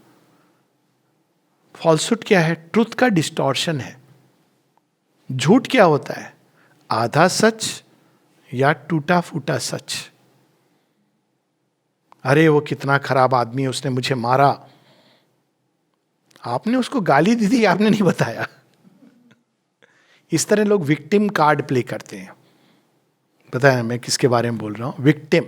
हम तो विक्टिम हैं, हमें देखिए ये ऐसा हो रहा है, तुमने आके ना जाने क्या क्या कर दिया, सिविलाइजेशन ध्वस्त कर दिए. तो ये we should be very careful. आधा सच ज़्यादा खतरनाक और भयानक होता है. एक सावित्री में लाइन है, O death thou speakest the truth but the truth that slays, now hear from me the truth that saves. So पूर्ण सत्य को उजागर करते हैं. आधा सच, भगवान एक है, अब उसको डिस्टॉर्ट, भगवान एक है लेकिन वो जिसमें मैं मानता हूँ, अब हो गया वो, ये मन के अंदर की बात है, तो आधा सच. तो दिस इज असदो मा सदगम्या. तमसो मा ज्योतिर्गम्या, अंधकार के क्षेत्र से निकल के सूर्य के क्षेत्र में जाना, इसमें कोई अद्भुत बात नहीं है. अद्भुत बात तो ये है कि सूर्य की ऊर्जा को लाकर अंधकार के क्षेत्र यहां पर स्थापित करना. Isn't solar powered lamps, nuclear powered energy is the sign of that? कि हम एक ऐसे एज में प्रवेश कर रहे हैं जहां हम धरती छोड़कर वहां नहीं जाएंगे, उस सत्य को, उन शक्तियों को धरती के ऊपर प्रकट करेंगे. मृत्योर्मामृतम गम्य. एक जगह शेर में कहते हैं immortal wearing the cap of death. मृत्यु के, और इसको ईशोपनिषद कैसे कहती है? अविद्याम मृत्युम तीर्थवा विद्याम अमृतम अश्नुते. मृत्यु की गुफा में उसने कौन छिपा हुआ है? वो ज्योतिर्लिंग अमरनाथ मृत्यु की गुफा में छिपे हैं. उनको डिस्कवर अनकवर करना है. दैट इज अवर गोल. तब हम जड़ तत्व का, जब तक जड़ तत्व इम्परफेक्ट है, माता जी की बहुत अर्ली राइटिंग्स है, संसार ऐसा क्यों है, रोग क्यों है, शोक क्यों है. अब जनरली हम लोग इग्नोरेंस, डिजायर, ईगो, ये सब ठीक है, ये सब एक डीपर कॉज है देन द सरफेस. लेकिन अल्टीमेट कॉज क्या है? माता जी कहती हैं it is the imperfection of matter. जड़ तत्व इम्परफेक्ट है तो आप कुछ भी कर लीजिए, ultimately it will सकम्ब to some वे और द अदर. तो ये मैटर जब तक रूपांतरित नहीं होता है, और उसको रूपांतरण साइकिक उसको प्राइम कर सकता है. साइकिक का काम क्या है? मन प्राण शरीर को प्राइम कर देता है. अभी तक दे आर प्राइम. नेचुरली वो क्या करते हैं? मन प्राण शरीर वो अंधकार ज्ञान अचित की तरफ भागते हैं. प्राइम कर देता है तो वो ऑटोमेटिकली, जैसे जब तक किसी को पता नहीं होता महर्षि अरविंद का, तो टीवी पर प्रोग्राम देख रहा है, अब जब पता चल गया तो बताया किसी ने आज ये प्रोग्राम आप देखिए, फट से लगा करके आप वो देखना चाह रहे हो, क्योंकि आप प्राइम्ड हो गए हो. आप प्राइम करना, वो प्राइम कर देता है जड़ तत्व को, मन तत्व को, प्राण तत्व को, उनकी ऊर्जाओं को towards the supramental truth. Super mind तो है, वो मैनिफेस्ट कर रहा है, एक्टिव है. लेकिन अगर हमने अपने प्रकृति को एक इनिशियल चेंज नहीं आया है तो हमारा तो फ्यूज उड़ जाएगा. माइंड से ही फ्यूज उड़ जाता है. जब लोग बहुत ज़्यादा सोचने लगते हैं तो ऐसे ही इंफ्रामेंटल हो जाते हैं सोचते सोचते. सुपर माइंड से क्या होगा? तो इसलिए पहले चैत्य आकर के जब प्राइम करेगा, और चैत्य का ही वो साइको स्पिरिचुअल, जब श्री अरविंद डिस्क्राइब करते हैं सावित्री में, तो फाइंडिंग ऑफ द सोल में ही वो एक स्पिरिचुअल चेंज की बात प्रारंभ कर देते हैं. तो वो और भी ऊपर मन के परे, वो अब मैनेजर बन जाता है, head priest of the sacrifice, not manager. Manager to say psychic as a manager is to degrade it. It is the priest of the sacrifice. अभी तक मन कर रहा है. मन के पास ना मंत्र है सही, ना उसके पास करेक्ट वे है, विधि है. तो मन जब सैक्रिफाइस करता है, इसको ये दे दो, अरे हम अपने बच्चों को, वाइफ को, हस्बैंड को देखभाल करेंगे, क्या है? मन कर रहा है. ना उसके पास वर्ड है, ना उसके पास विधि है. तो क्या होता है उस सैक्रिफाइस का? क्या उस पुरुषार्थ का लास्ट में क्या मिलता है? आप एक्सपेक्ट कर रहे हो कि आपने जीवन जिए हो, अपने बच्चे के लिए आपने पूरा जीवन झोंक दिया, जब बच्चा बड़ा होगा तो हमारे लिए सहारा बनेगा. Most nonsensical idea. बच्चा बड़ा होता है, कहता है पापा मुझे अमेरिका जाना है. हाँ बेटा जा, वहाँ जाके तो चिट्ठी तो लिख दिया, चिट्ठी तो ईमेल, फ़ोन कॉल कर दिया. धीरे धीरे शुरू में होता है जब तक पापा के पैसे की ज़रूरत है, फिर धीरे धीरे, ये नहीं कि बच्चे खराब होते हैं, अब वो बिजी हो जाते हैं अपनी लाइफ में, उनकी अपनी डिमांड्स, लाइफ की डिमांड्स. तो फिर उसके बाद पापा वेट कर रहे हैं. ये क्या, आपने यज्ञ में आहुति दी, मन ने दिया, उसके पास ना मंत्र है ना शब्द है. यही अगर आप इस तरह से बच्चे को बड़ा कर रहे थे होते कि ये भगवान की संतान है, मेरे घर में आई है, उसके लिए मैं एक ऐसा वातावरण बनाऊं कि वो अपनी ही उच्चतम दिव्य संभावनाओं को प्राप्त कर सके, तो क्या होता? बड़ा होके जब वो नेस्ट से उड़ता तो आप कहते मेरा जीवन सार्थक हुआ. आपके बुढ़ापे की लकड़ी नहीं है ये सब. आपका जीवन सार्थक तब होता है जब बच्चा आपसे आगे दिव्यता के क्षेत्र में आगे निकलता है. That is what is fulfilment of life. तो असुदो मा सदगमया वाली डॉक्ट्रिन करेंगे तो ये छोड़ दो, वो छोड़ दो, वो वाला कि यहाँ से वहाँ. तब इसके भीतर जैसे एक बच्चे के अंदर अनेकों संभावना है, वैसे ही जड़ तत्व के अंदर अनेकों संभावना है. और उस संभावना का जो सीड्स है, जो अल्टीमेट है, वो है दिव्यता की. जैसे जैसे जड़ तत्व दिव्य होगा, वैसे वैसे रोग शोक उस व्यक्ति के जीवन से जो इसमें जुड़ गया है और उस पथ पे चल रहा है। सारे वर्ल्ड में नहीं होगा, बिकॉज ये चीज़ें क्यों हैं जीवन में, ये हमें इम्परफेक्शन का आभास दिलाती हैं। हर शोक हमें संकेत देता है कि देखो जो सुख को तुम एंजॉय कर रहे हो ना, ये आधा अधूरा है, अपूर्णता। तो पहले तो हम भगवान को कोसते हैं, फिर कहते कोई फायदा नहीं हो, तो करेगा वही नटवर नागर, करेंगे अपने मर्जी। तो फिर आप कहते हो अच्छा भगवान को भी नहीं कोस सकते, लोगों को कोसते हो, कोई फायदा नहीं, और विमुख हो जाएंगे। रादर पहले लोगों को कोसते हो, फिर आप भगवान को कोसते हो, फिर अपनी किस्मत को कोसते हो, लास्ट में आप देखते हो इनसे कोई लाभ नहीं हो रहा। तो कोसने की जगह हम समझने की चेष्टा करें कि कारण क्या है। कारण ये है कि एक इम्परफेक्ट लाइफ में हमको इमॉर्टैलिटी जैसी चीजें, सोचिए एक आदमी जो हर तरह की उसमें कुवृत्तियां हैं, कुछ अच्छी वृत्तियां भी हैं, शरीर में रोग हो सकता है, लेकिन उसको इमॉर्टल बना दिया गया, कितनी पीड़ा का विषय होगा। वो बेचारा जिएगा अश्वत्थामा की तरह। लोग कहते हैं अश्वत्थामा है कि नहीं, अरे होगा भी तो भागा भागा छिप रहा होगा। उसने जो कुछ देखा होगा, कितनी पीड़ा महसूस की होगी। वो कहता है कि इमॉर्टैलिटी मेरे लिए अभिशाप बन गई है। तो immortality for the imperfect man is a curse. तो पहले हमको चेतना में पूर्णता लानी है, चैत्य, स्पिरिचुअल कॉन्शियसनेस, हायर कॉन्शियसनेस, फिर सुपरमेंटल कॉन्शियसनेस, डिवाइन कॉन्शियसनेस। और फिर इस अंतर में जो चेंज आएगा, लंबे समय तक आउटर कॉन्शियसनेस नहीं चेंज होती है, फिर उसका प्रभाव धीरे धीरे धीरे बाहरी चेतना में, फिर फाइनली पेनल्टीमेट जड़ तत्व में।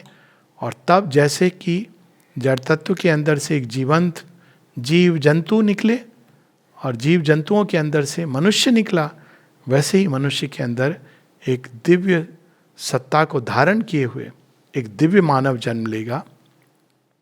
और तब divine life in a divine body, Divya देह में दिव्य जीवन का स्वप्न पूर्ण होगा। तभी ये फाइनल आंसर और फाइनल रिडेम्पशन होगा मैटर का। तब तक हम लोगों को इस मार्ग पर आगे बढ़ते जाना है, taking advantage and help of every situation. यदि रोग है तो उसका लेसन कि भाई हमारे अंदर कोई इम्परफेक्शन है, अच्छी बात, एक डिस्कवरी है। शोक हो रहा है तो हमारे अंदर कोई कोना है जो अटैच्ड है। हमारी धारणाएं टूट गई तो मतलब सीमित थी, असीम में प्रवेश करना है।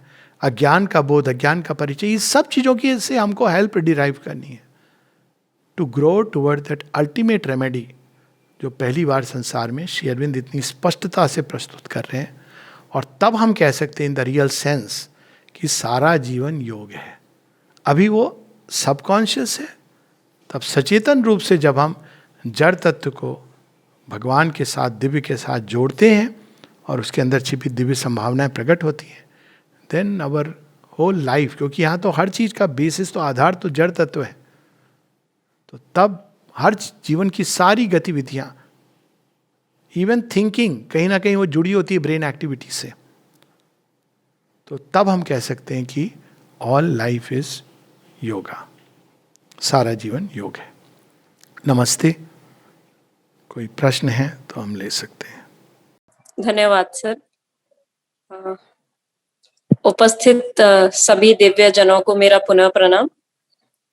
महोदय, मेरा प्रश्न ये है कि जैसे आपने बताया कि सोल हमारा जो आत्मा है और हमारी बॉडी है और हमारे कर्मा है, ये सभी 3 एलिमेंट अलग अलग एलिमेंट हैं।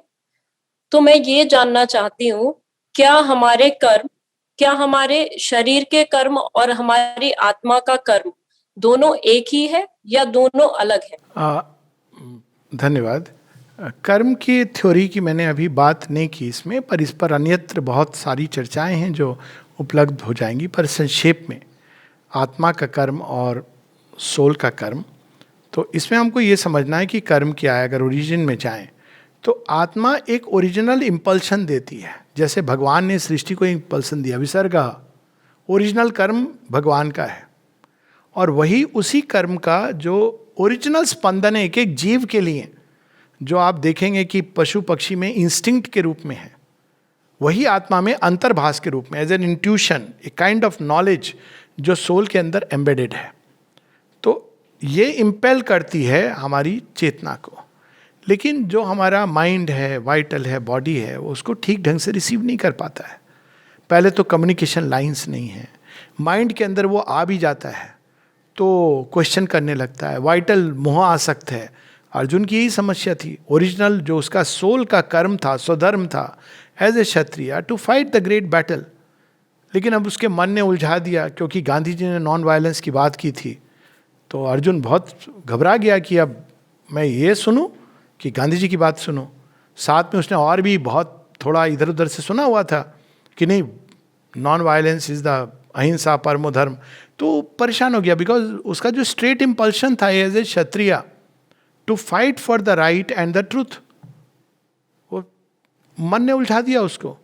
वाइटल के साथ भी यही समस्या हुई, वाइटल मोहासक्त हो गया। अच्छा ठीक है, I can fight for truth, लेकिन ये कैसे हो सकता है, मेरे जो गुरुजन हैं, मेरे जो पूज्य जन हैं, उनके विरुद्ध मैं शस्त्र कैसे चलाऊं। मोहासक्त हो गया वाइटल। और उसके बॉडी ने, इन दोनों का प्रभाव बॉडी पर ऐसा हुआ कि गात ढीले हो गए, पसीना छूट गया, पैनिक अटैक हो गया। उस समय तक एल्प्रेक्स नहीं बनी थी, तो वो क्या करे बेचारा। तो उसका मन प्राण शरीर ने जो उसकी नेचुरल स्वधर्म, जो उसका सोल इंपल्सन था, उसको रिजेक्ट कर दिया। यही चीज अगर बुद्ध के बारे में नहीं, बुद्ध का जो इंपल्शन था आत्मा का, वो ये था कि to find the cause of suffering. तो बुद्ध के लिए वो मार्ग सही था कि मैं सारे संसार से दूर जा करके let me find that remedy. लेकिन अर्जुन के लिए वो इंपल्शन जो था वो युद्ध का था, because he is a Kshatriya, he is born for this. वो तो नर नारायण का एक वो रूप है, नर का, जो नारायण के साथ जो बैटल ऑफ एजेस लड़ने वालों में से है। तो उसने अपनी तो सोल का इंपल्शन एक मेंटल धारणा नहीं है, हर किसी के लिए एक मॉरल लेसन नहीं है, हर किसी को एक जैसा कर्म करना नहीं। It's different in different people, it's different in different stages of time, it different in different steps of evolution. तो उसका जो इंपल्शन था वो ये फॉलो नहीं कर रहे थे। तो इसीलिए भारतवर्ष में कर्म से कहीं अधिक जो इंपेलिंग फोर्स है, मोटिव, उसको ज़्यादा इंपॉर्टेंस दी जाती है रादर देन जो बाहरी कर्म है। लेकिन वेस्टर्न अगर आप साइकोलॉजी या सोशियोलॉजी और लीगल सिस्टम पढ़ोगे तो वो बाहरी कर्म को ज़्यादा इंपॉर्टेंस देते हैं देन द इनर इंपल्शन। इसीलिए वो कहते हैं कि नहीं आप शस्त्र उठाने, हालांकि खुद उठाते हैं सबसे अधिक शस्त्र, बिकॉज वो संभव ही नहीं। आप अल्टीमेटली आप you will follow that inner instinct, लेकिन वो वैसे एक कैटेगरी कर दी कि नहीं। Indian consciousness is always thought कि इनर मोटिव क्या है। तो वो मोटिव के अगर मूल में जाएंगे तो इट इज द सोल। हालांकि वो मोटिव सोल के अंदर पहुंचना मुश्किल होता है, तो माइंड के अंदर एक इंपल्शन के रूप में प्रकट होता है। तो सोल का मोटिव हमेशा एक ही होता है, इंपल्शन, कि किस तरह से, किस कर्म के द्वारा व्यक्ति और समाज, व्यक्ति और समष्टि दोनों दिव्यता की ओर जाएं। That's what Shri Krishna says in the Gita, लोक संग्रहार्थ। कोई स्वार्थ नहीं होता उसका, केवल एक ही वो होता है, to take the march of civilisation. केवल मेरा विषय नहीं है, सबका विषय है। अर्जुन कहे कि I will be a good boy and not raise an arm. तो आपने सोचा कि आप समाज को किस दिशा में ले जा रहे हो, वो किसका कर्तव्य है। हर व्यक्ति बोले कि नहीं I will lay down my arms. Gandhi ji ने यही तो कहा था कि भाई अगर आते हैं मुगल्स, मुस्लिम्स आप पर अटैक करते हैं, अगर वो सारे हिंदू मर भी जाएं तो उनकी मृत्यु पर एक नया वर्ल्ड विल बी बॉर्न। वो वर्ल्ड कैसा विभत्स होता, भयानक होता है, इसकी हम कल्पना आज कर सकते हैं। तो आपने अपना तो सोच लिया कि मैं अपना इस तरह से जीऊंगा, लेकिन आपने समाज का, समष्टि का नहीं सोचा, कल्याण नहीं सोचा, सबका कल्याण, ये इंपॉर्टेंट है। ये बात केवल, ये सृष्टि का खेल केवल मेरा तुम्हारा नहीं है। तो माई इंपल्शन जो एक्शन है, इट शुड बी गाइडेड। इसीलिए जो वर्ड यूज किया, इट शुड बी धर्म, what is truth, what is light, what will lead Mankind towards freedom, true freedom, and what will lead mankind towards the darkest of bondages. That's why she had been the Hitler के against एक युद्ध का मोर्चा खोल दिया था, subtle world पर भी और आउटर वर्ल्ड में भी। तो जब तक हम माइंड के क्षेत्र में रहते हैं, we will not know that true impulsion. उसको स्वधर्म कहा गया है, भारतीय मतलब। और जो भगवान को सरेंडर कर देता है सब कुछ, तो डायरेक्ट डिवाइन इम्पल्शन होता है, वो एक सर्वधर्मान परित्यजा। तो डेफिनेटली सोल का इम्पल्शन ही शरीर का कर्म होना चाहिए। और जब वो करता है तब ये चीज संभव होती है जो गीता में कही गई, योगः कर्मसु कौशलम, क्योंकि वो सोल इंपल्शन के अधीन है शरीर। शरीर केवल कर रहा है, वाणी बोल रही है। इसका वर्णन है सावित्री में, बुक 7 कैंटो 6 और 7 में, कि वो बोल रही हैं, सब कर्म कर रही हैं, लेकिन वो नहीं कर रही हैं। तब वो कर्ता अकर्ता का भाव आता है। She is doing and yet not doing. तो उसके लिए ईगो के ब्लॉक को हटाना और सोल के इंपल्शन को बाहर लाना, it is the same thing जिसकी बात हो रही थी। वो एक प्रोसेस है और उसकी थोड़े बहुत हिंट्स हम लोगों ने संक्षेप में लिए हैं। मतलब जब हम समर्पण के साथ कोई कार्य करते हैं तो वो हमारा अकर्मा हो जाता है। कर्म होते हुए भी वो अकर्म की श्रेणी में आता है। हाँ, we can say that, but true समर्पण, ये भाव नहीं कि समर्पण हमने अंदर कर दिया, लोग कह रहे हैं अरे वाह, हाँ। आपने तो बड़ा अच्छा काम किया, और हम भी मन ही मन मुस्कुरा रहे हैं, किया तो हमने। तो वो एक ऐसी स्टेट ऑफ कॉन्शियसनेस है। वो समर्पण एक भाव भी है और समर्पण एक अवस्था है। जी, तो बिल्कुल सही बात है। ये तो मूक अवस्था है, हाँ। जो कि वर्णन किया बिल्कुल जा बिल्कुल, सकता। ये एक अंदर की अवस्था है। ये बाहर से वो कहने की और जी लोगों के सर। लिए, हाँ बिल्कुल सही बात है, वो एक अंदर की अवस्था है। और उस अवस्था से जब हम कार्य करते हैं तो हमारे अंदर सदैव शांति, प्रकाश, आनंद का उदय होता है। वो कर्म कैसा भी हो, इंक्लूडिंग घोर कर्म। जी, और आपने जो वेस्टर्न फिलोसोफर का कहा, तो सारे वेस्टर्न फिलोसोफर ने तो भौतिक जगत को बहुत महत्व दिया है। इसीलिए आप देखिए कि वो किस दिशा में अब अल्टीमेटली जा रहे हैं, खुद ही कंफ्यूज जी सर। वो उन्होंने विचार को इतना ज्यादा महत्व दे दिया कि वो अपने आप में ही कंफ्यूज हो बिल्कुल गए। बिल्कुल बिल्कुल सही बात है। इसीलिए आप देखिए अब ऑलरेडी वी कैन सी कि अब वो चला राज्य एक समय तक, पर अब धीरे जी। धीरे रियलाइज कर रहे हैं कि फॉल्ट लाइंस कहाँ हैं, और भारत की ओर मुड़ गए हैं फॉर द आंसर्स। धन्यवाद सर। बहुत अच्छा प्रश्न, बहुत अच्छा समाधान डॉक्टर अप्पा। और कोई हमारे कोई साधक श्रोता जो प्रश्न पूछना चाहें, जिज्ञासा कोई हो तो?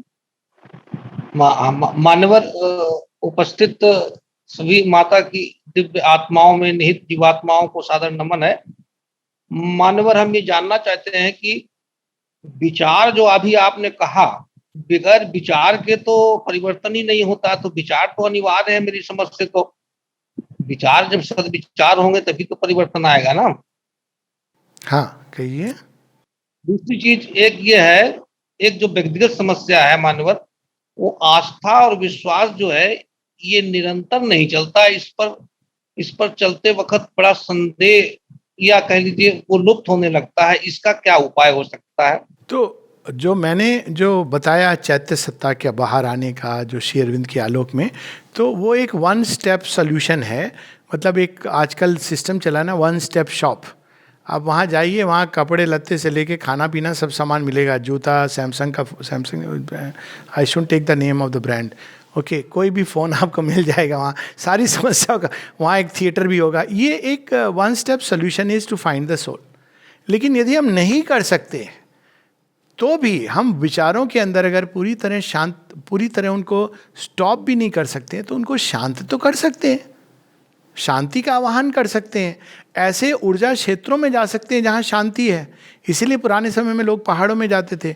लेकिन अब इसी चीज़ को हम अपने घर में बना सकते हैं, पहाड़ जाने की ज़रूरत नहीं है। हम घर ही में पूजा का जो सिस्टम था उसका अर्थ यही था, पूजा मंत्र इन सब के द्वारा हम अपने घर के भी अंदर एक सीमित जीवन में भी एक प्रकार की एक वैचारिक शांति, ताकि हमारे विचार उद्विग्न उत्तेजना से भरे नहीं हो।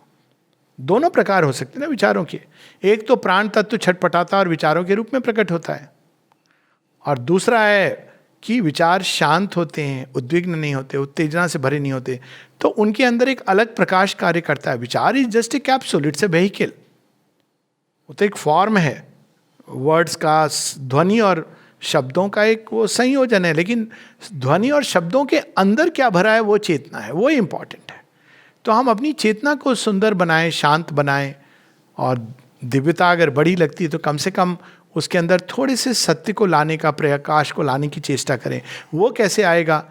अंदर में खुल गई गांठ तो बहुत अच्छा है। भिद्यन्ते हृदय ग्रंथि छिद्यन्ति सर्व संशया, जो आपने कहा उसका अल्टीमेट सॉल्यूशन तो यही है कि जब हृदय की ग्रंथि टूट जाती है, भिन्नते, when you tear it, cut asunder, तो सारे संशय चले जाते हैं, क्योंकि आपने वो देख लिया, अब समस्या नहीं। लेकिन वहां तक पहुंचने के लिए इसीलिए स्वाध्याय, सत्संग, जो ट्रेडिशनल तरीके बहुत सुंदर है।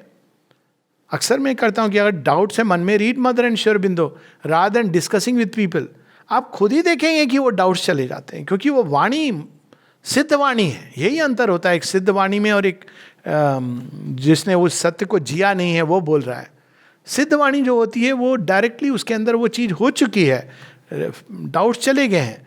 तो शास्त्रों का अध्ययन, स्वाध्याय, थोड़ी देर शांत बैठना, अपने ही अंदर स्वयं को झांकना, तो वो जो श्रद्धा अश्रद्धा का जो सीसॉ होता है वो चला जाता है।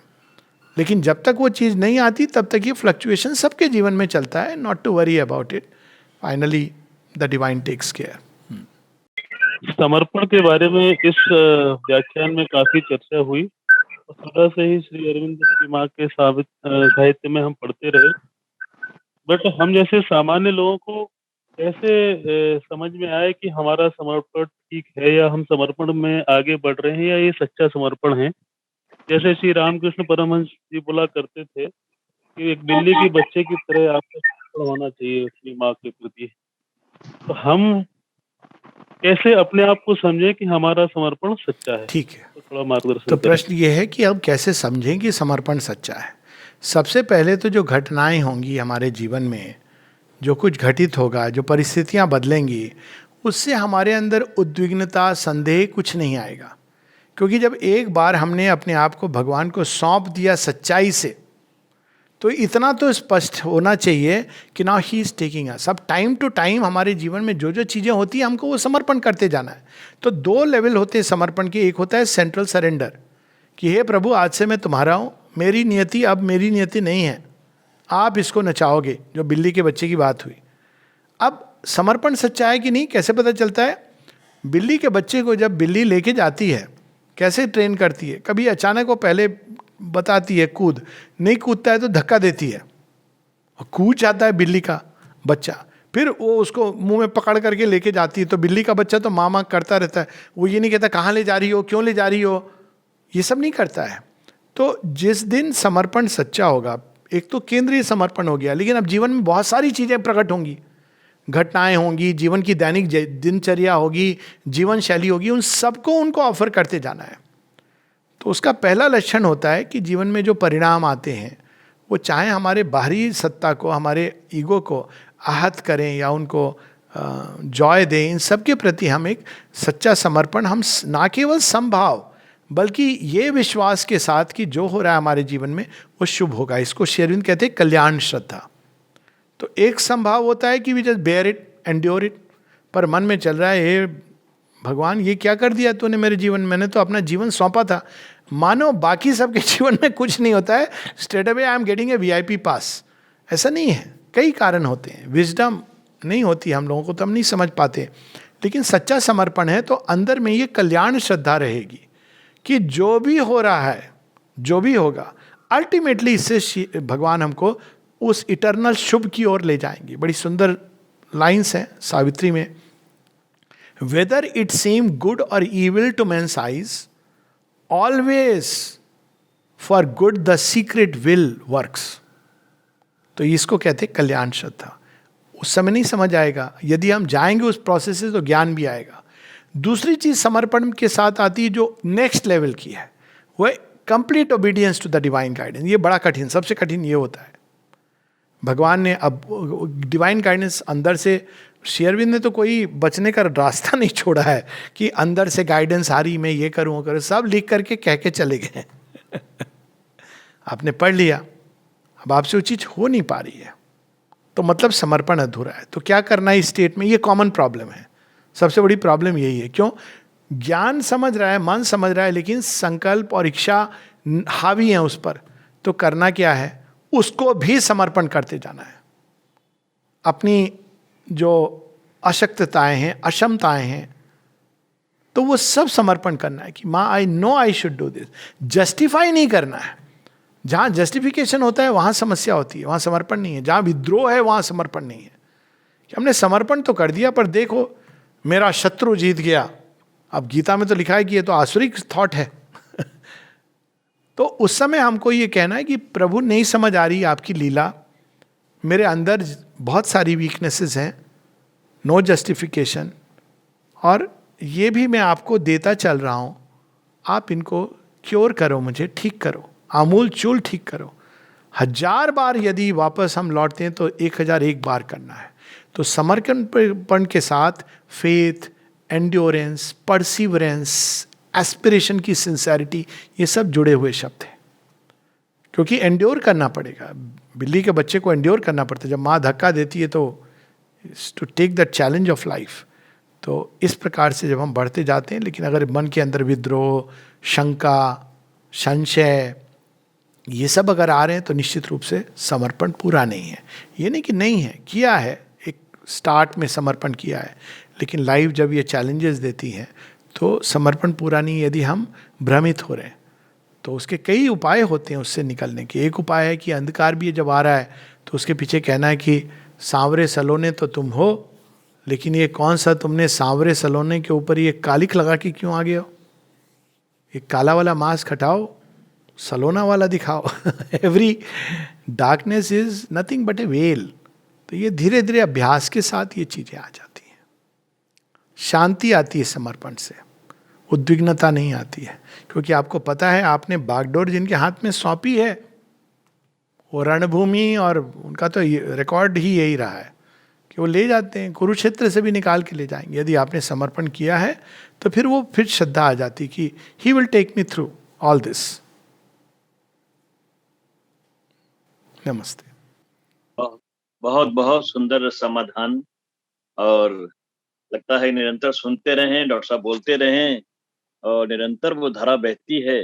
बहुत बहुत आभार, बहुत बहुत धन्यवाद